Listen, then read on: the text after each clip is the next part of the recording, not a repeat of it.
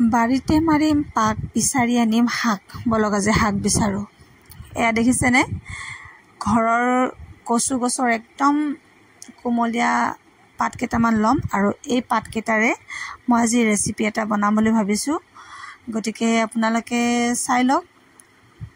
এয়া সৰু সৰু গছৰ একদম কোমলীয়া পাত কেইটামান মই লৈ ল'ম আৰু দুটা পাতেৰে নহ'ব, যিহেতু ৰেচিপিটো বনাবলৈ বহুতখিনি পাতৰ দৰকাৰ হয়। আৰু ইয়াৰ পিছত মই ধনিয়াৰ পাত কেইটামান লৈ লৈছোঁ। আৰু যিসকলে ৰেচিপিটো বনাইছে তেওঁলোকে মোক জনাব কেনেকৈ বনায়, আৰু যিসকলে বনা নাই ৰেচিপিটো সম্পূৰ্ণ চাই থাকক, বনাব পাৰিব, একেবাৰে ইজি হয়। আৰু ইয়াৰ পিছত মই কেইটামান ল'লোঁ মচন্দৰী পাত। মচন্দৰী পাত সকলোৱে জানে পেটৰ কাৰণে খুব ভাল হয়, আৰু মই সেইকাৰণে মচন্দৰী পাত কেইটামান এড কৰি দিম ৰেচিপিত। এয়া মই 6-7টামান মচন্দৰী পাত লৈ ল'লোঁ।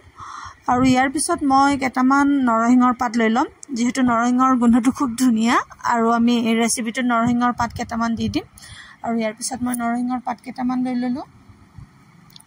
যিসকলে গম পাইছে আৰু কচু কচুৰ ঠুৰিৰ কেনেকৈ বনায় তেওঁলোকেতো গমেই পাব, আৰু যিসকলে নাজানে ৰেচিপিটো খুব ইজি হয় আচলতে।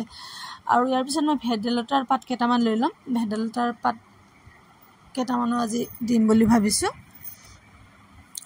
অকণমান মিক্সাৰ কচুৰ ঠুৰিৰ ৰেচিপি এটা বনাম।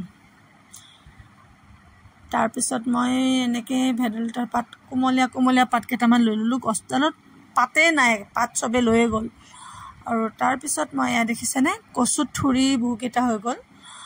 আৰু তাৰপিছত ভেদাইলতাৰ পাত কেইটামান লৈ ল'লোঁ, মচন্দৰী পাত কেইটামান লৈ ল'লোঁ, ধনিয়াৰ পাত কেইটামান লৈ ল'লোঁ আৰু নৰসিংহৰ পাত কেইটামান লৈ ল'লোঁ। এইখিনি গোটেইখিনি ধুনীয়াকৈ ভালকৈ চাফা কৰি ধুই ল'ব। আৰু ধোৱাৰ পিছত ইয়াৰ পিছত মোক যিহেতু কলৰ পাতত মই বান্ধিম ৰেচিপিটো বনাম, এখন কলপাত লৈ ল'ব এনেকৈ ধুনীয়াকৈ। কলপাত এখন ধুনীয়াকৈ লৈ কিনে বঢ়িয়াকৈ চাফা কৰি ধুই ল'ব। আৰু ধুই কিনে আপোনালোকে অকণমান গেছত সেক দি ল'ব, কাৰণ কিয় তেতিয়া টোপোলাটো বান্ধিবলৈ সহজ হয়।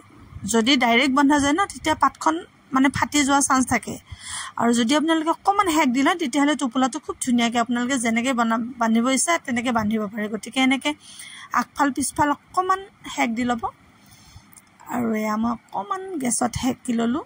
সেকি কিনে ধুনীয়াকৈ দীঘলকৈ পাত কেইটামান কাটি ল'ম। আৰু কাটি লোৱাৰ পিছত ইয়াত মই যিখিনি কচুৰ পাত, মচন্দৰী পাত, ভেদাইলতাৰ পাত চব আছিলে চব মিহি মিহিকৈ কাটি দিলোঁ। তাত নহৰু দিলোঁ, বিলাহী দিলোঁ, জলকীয়া দিলোঁ, পিঁয়াজো দিছোঁ দেই মই ইয়াত।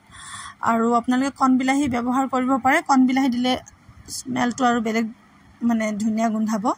ইয়াত অকণমান নিমখ দি দিলোঁ আৰু ইয়াত অকণমান কেঁচা মিঠাতেল দি দিলোঁ। আৰু এইখিনি ধুনীয়াকৈ মই এতিয়া টোপোলা এটা বান্ধিম। অকণমান সানি দিব হাতেৰে, আদা কিন্তু দিয়া নাই, আদা নিদিব। আৰু ইয়াত এখন ধুনীয়াকৈ টাৱা এখন গৰম হ'বলৈ দিছিলোঁ মই। আৰু দি কিনে মই এই টোপোলাটো বান্ধি কিনে ইয়াত মই 20 মিনিটমানৰ কাৰণে দি দিম। এনেদৰে আপোনালোকে ধুনীয়াকৈ টাৱাখন গৰম হোৱাৰ পিছত দি দিব। আৰু তাৰপিছত এখন ঢাকনি দি দিব। ঢাকনিটোৰ পৰা ভাপটো যাব নিদিব, ওলাই যাব নিদিব, তাৰ কাৰণে এটা ডাঙৰ পাত্ৰৰ ওপৰত দি দিব। এনেকৈ দি ল'লে কি হয়, ভাপটো তেতিয়া ওলাই নাযায়।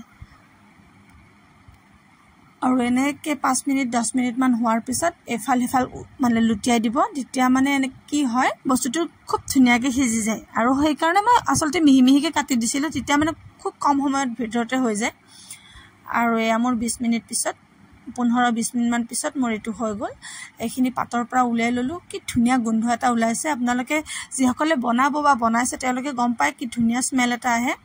তাৰপিছত আৰু অকণমান মই কেঁচা মিঠাতেল তাতে ব্যৱহাৰ কৰিলোঁ। আৰু গোটেইখিনি যিহেতু নিমখ দিয়া আছিলে তাত ধুনীয়াকৈ মই এইখিনি পিটিকি ল'ম।